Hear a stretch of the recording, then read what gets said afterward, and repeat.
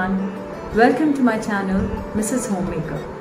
The topic that I've picked up today is personal health. Also, this topic is very close to my heart. Some of my friends wrote me emails that they wanted some content around personal health and around what do I do post-lockdown and to take care of myself, being a 45-year-old lady with children ranging from being teenager to toddlers and having a hustle and around home and job and stuff like that. What is it that I do to maintain my body weight and my overall health, and how do I manage it? So this video is purely dedicated to them. I hope you like it, and here we go. So first thing that I would talk about is personal exercises. So frankly speaking, this is my tip number one. I have not kept any house help, and I do everything by myself, which is sweeping, dusting, laundry and utensils and everything, gardening and any other stuff. I ensure that I do it myself. The reason why I have picked it this way is because it gives me a lot of body movement. It keeps every part of my body moving, and all my muscles are well used. And when I get very tired or when I'm working this hard, my body sweats and gets relieved of all the toxins and stuff like that. So it's a very, very good way of having a body exercise, a complete body exercise. And also it is very good for people who generally don't like exercising and are not versed with right exercises. They do not know which exercise need to be done for which part and stuff like that. So and are versed with many of us are not versed with yoga postures and gym specific exercises. So in that case, especially, this is very good for such people around. It's very good that you pick up your house. It's not something. And why I'm telling you so specifically about housework is because in India usually we have house helps. We rely so much on our maids and maid servants that we generally don't do all these things by our own hands.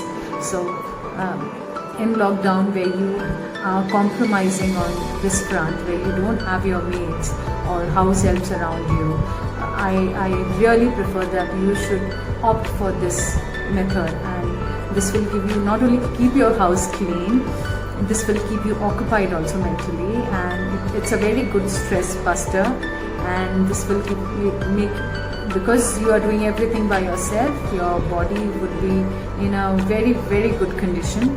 And I'll tell you, when I do so much of housework, I'm able to have a very good night's sleep, because my body is so tired that whenever I'm sleeping, I'm taking a good nap and a good sleep. So it helps to maintain the overall cycle. The metabolism also increases. This is what I have noticed, at least. So go for it, just give it a try. And second thing is that it also indirectly helps me to be able to keep a healthy environment around my children. What happens is when you have maids coming from outside or servants who are visiting your house and are basically not staying in your house but are visiting, you really do not know about their hygiene factors and how well they are versed with their hygiene, personal hygienes. So what happens is, while they may be immune to certain diseases, or they may be immune to certain viruses or germs, but they are the carriers. So what happens is, if you have someone in your house who is low on immunity, like kids and old people, they tend to catch things very quickly and fall sick. So not having help around helps you in many other ways also, apart from just helping you have a good physical exercise. It helps you keep the house environment around your kids and around your house clean. Thirdly, because obviously you are doing everything on your own, you try doing things in a better manner, so it helps. So just give it a try. And second is that after lockdown, this is something that I have really picked up dedicatedly. What I've noticed is each one of us, I am sure, would be going through this, because now we are almost in front of our cameras or our computers or our with mobiles. What happens is the upper part of our body, which is from skull to neck to the upper back, all comes for a compromise, and we are landing up in having a wrong posture, which means that this portion of ours, after some time you will start feeling pain here, the upper back and neck and everything. You'll start feeling a stress around this, and you'll feel everything is jammed and kind of stressy for you. So the first thing that I picked up, the moment I started feeling that pain, is I started working out specifically only for this portion, little extra, because when I do things I am not able to use. When I do other household stuff, this portion is not that much used by me, so I am giving extra time to it. There are a couple of 3 exercises that I'll be sharing in the last portion of the video. I'll show you them, share with you those exercises. Very good exercises. I recommend you to do it every day without fail, and it will not take more than 5 minutes. Very easy to do, and I assure you, the moment you start, you will immediately start feeling, you feel the change. You feel how relieved it is, because what it does is it kind of relieves your muscle strain, and it's very good. And the best thing is it caters to your neck hump.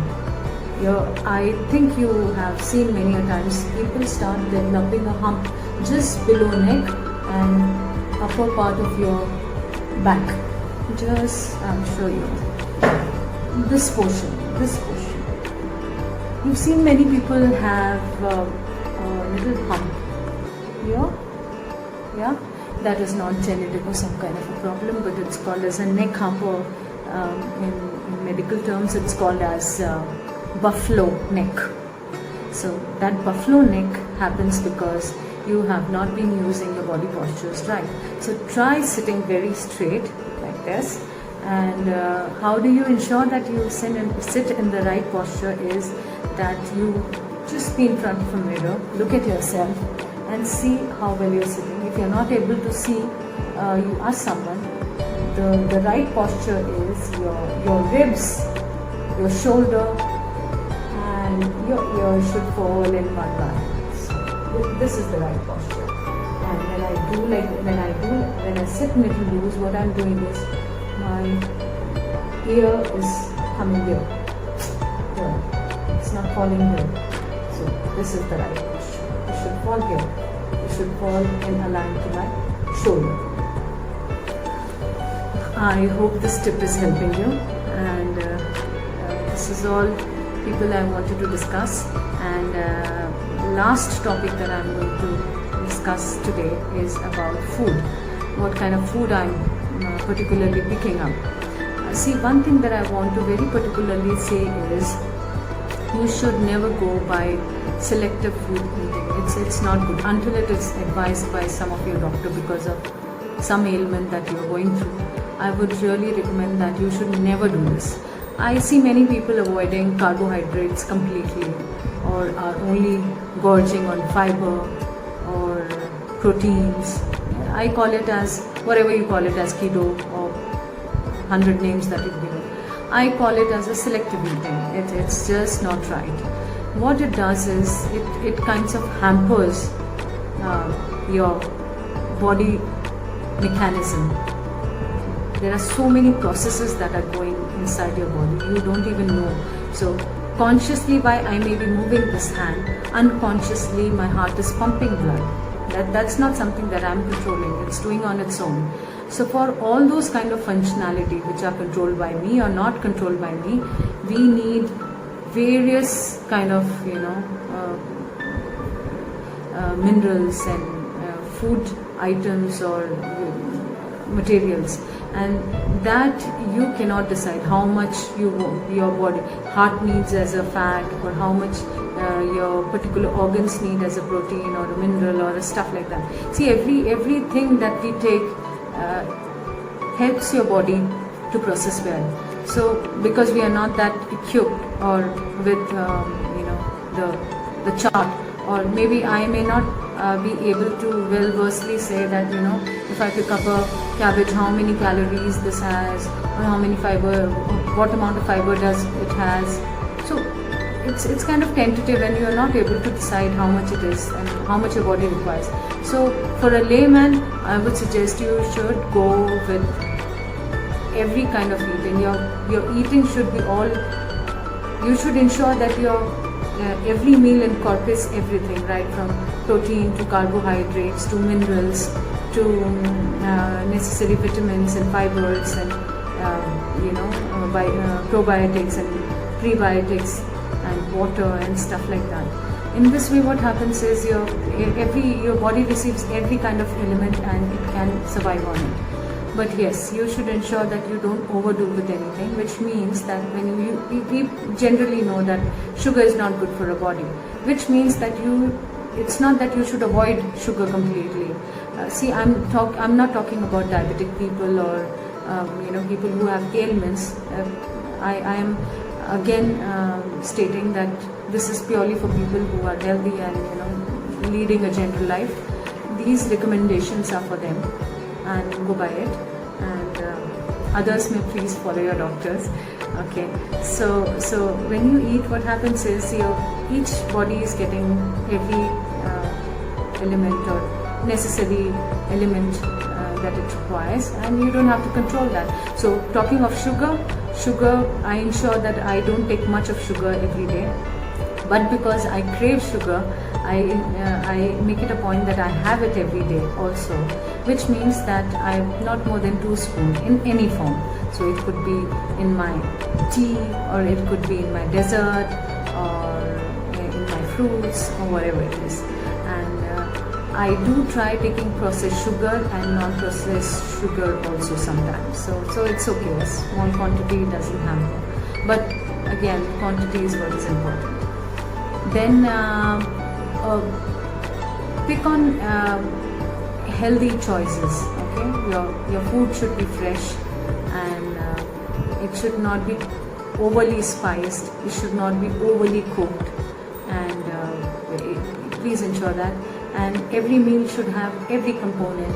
You should have a curd so that you have prebiotics and with you, and which is very important for your guts. So you eat a lot of salad during the meal. It will help you have a lot of fiber. Please take protein portions, and please take carbohydrate portions. So ensure that whatever you are eating, your complete diet for the day you should be eating everything around it. But yes, please control your portions. That's very important. So this is what I do around eating. And when it comes to water intake, I don't follow what like other people say. Many of them say that you should go for 8 glasses or 1 liter or 4 liters a day.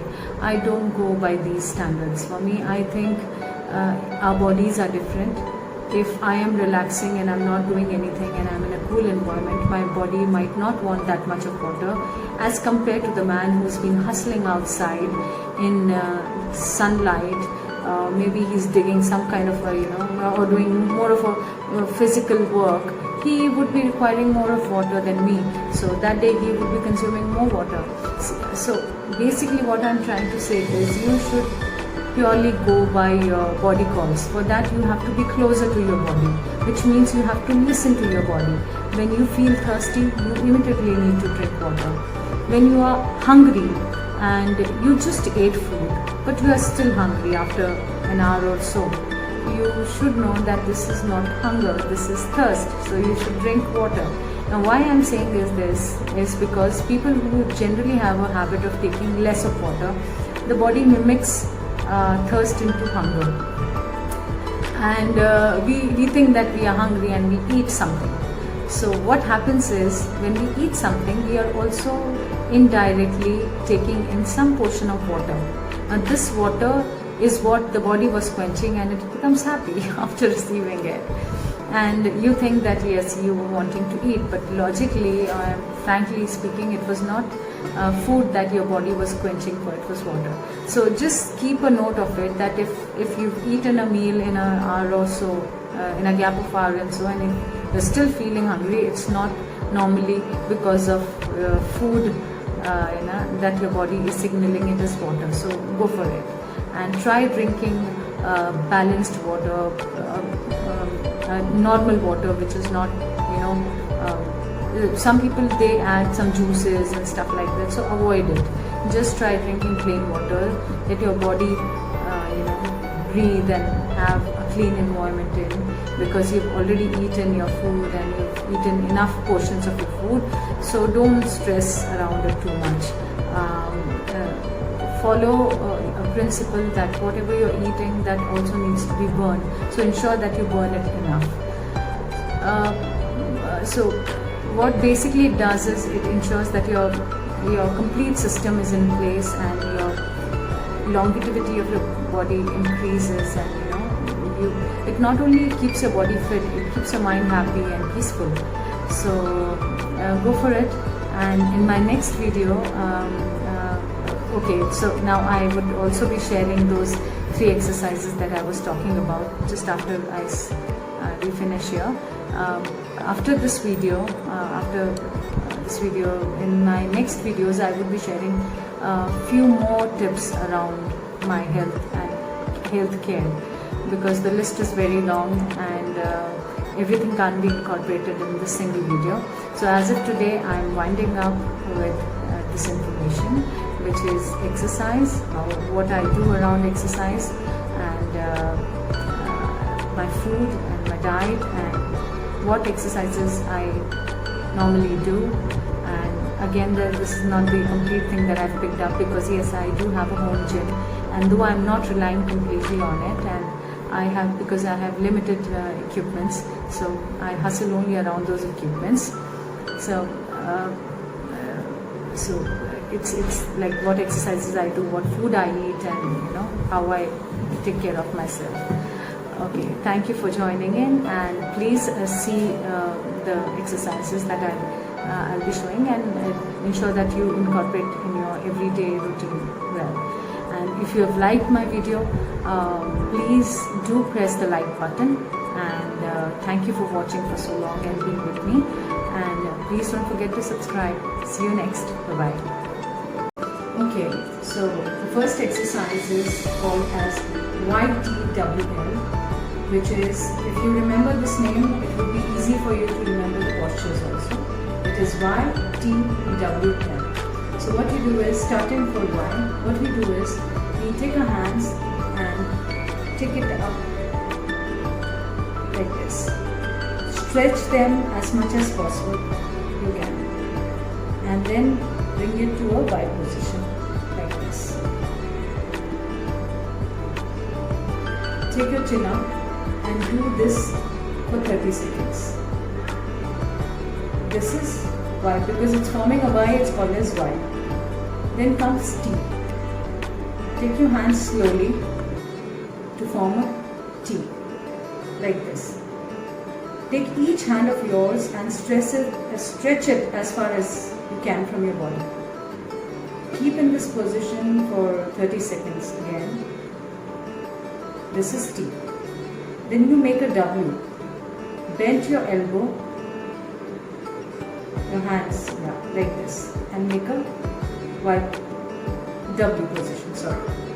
This is called as W. Pull your shoulder back as much as possible. Do this for 30 seconds again. Now bring your arms closer and closer to your back here.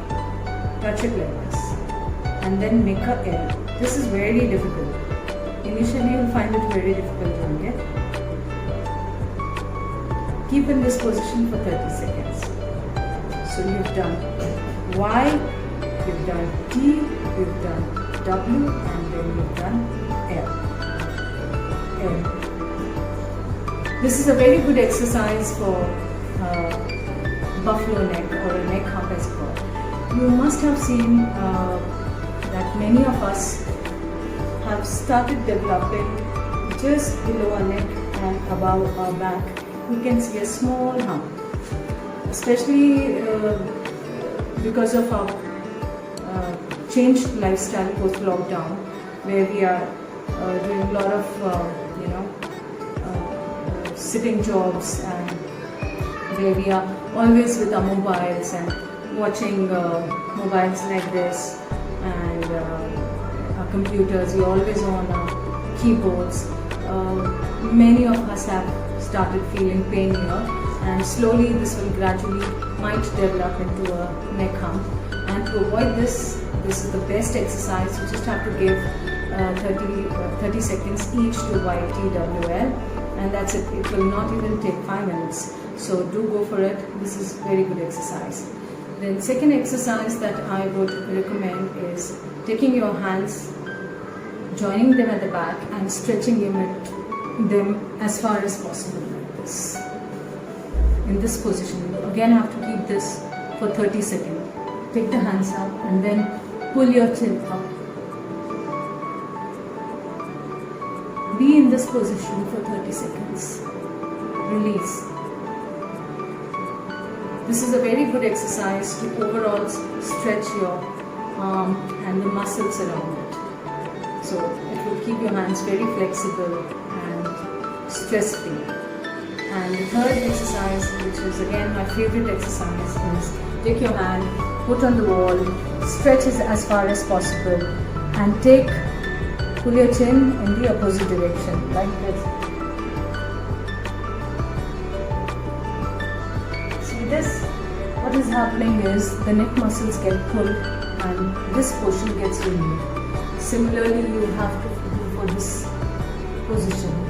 You do like this, and for this you have to do the opposite direction.